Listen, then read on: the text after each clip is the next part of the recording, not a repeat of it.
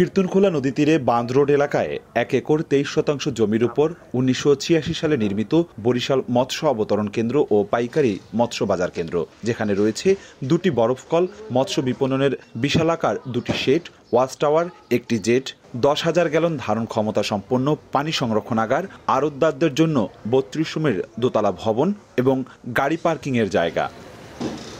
কিন্তু এত সব সুবিধা থাকার পরও 15 বছর ধরে বন্ধ এই বাজার। মাছের জেটিঘাটে ভাতের হোটেলের ঘর উঠেছে, বেদখল অনেক জায়গা, মৎস্য শেড ভাড়া দেওয়া হয়েছে টাইলস ব্যবসায়ীদের কাছে।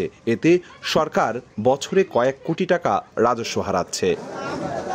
এখন শহরের পোর্ট রোড মৎস্য অবতরণ কেন্দ্রে চলে মাছের আমদানি রপ্তানি। পদধারী নেতারা ক্যামেরার সামনে কথা বলতে রাজি না হলেও জানিয়েছেন 2007 সালে তত্ত্বাবধায়ক সরকারের চাপে 2 বছরের জন্য সরকারের বিএফডিসি ঘাটে ব্যবসা করেছেন, কিন্তু মাছ ওঠানামা ও বাজারজাতের অজুহাত দিয়ে সরকারের ওই স্থানে ব্যবসা পরিচালনা সম্ভব নয় বলে দাবি তাদের।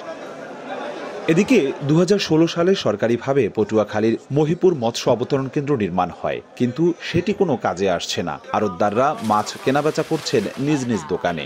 ব্যবসায়ীদের দাবি, জায়গা সংকটে সব ব্যবসায়ী ও নৌযানের স্থান সংকুলান না হওয়ায় অবতরণ কেন্দ্রটি ব্যবহার করা যাচ্ছে না। এতে সরকার বছরে অন্তত 8 থেকে 10 কোটি টাকা রাজস্ব থেকে বঞ্চিত হচ্ছে। 25টা যদি আমরা প্রতিদিন একটা যদি 4টা করে যদি বোট প্লেস করি, তাতে আমরা 100 বোট আমরা প্রতিদিন 1 ঘন্টা ঝাড়তে পারতেছি। ওখানে যদি 5টা বোট প্লেস করার মতো জায়গা নাই। 45,000 বর্গফুট স্পেস লাগে, অকশন মার্কেটটা দরকার, কিন্তু আসলে ওনাদের আছে 9,800 ফুট। এর পাশাপাশি পাইকারদের প্যাকিং শেড নাই। এই বিষয়গুলো আমি ঊর্ধ্বতন কর্তৃপক্ষের সাথে শেয়ার করছি এবং কিভাবে তাদের সমাধান করা যায় এই বিষয়টা নিয়েও আমরা কাজ করছি।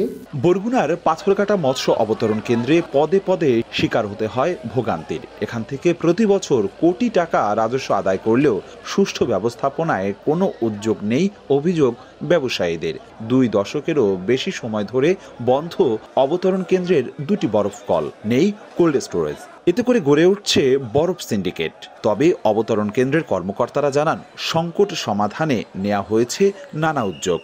চেষ্টা করছি যে আমাদের মৎস্য অবতরণ কেন্দ্র আগের তুলনায় আরো বেশি গতিশীল হোক, সুন্দর হোক এবং দেশের মানুষ ভালো মানের মাছ পাক। বরিশাল বিভাগের 6 জেলায় 5টি সরকারি মৎস্য অবতরণ কেন্দ্র রয়েছে। অপূর্ব অপু, সময় সংবাদ, বরিশাল।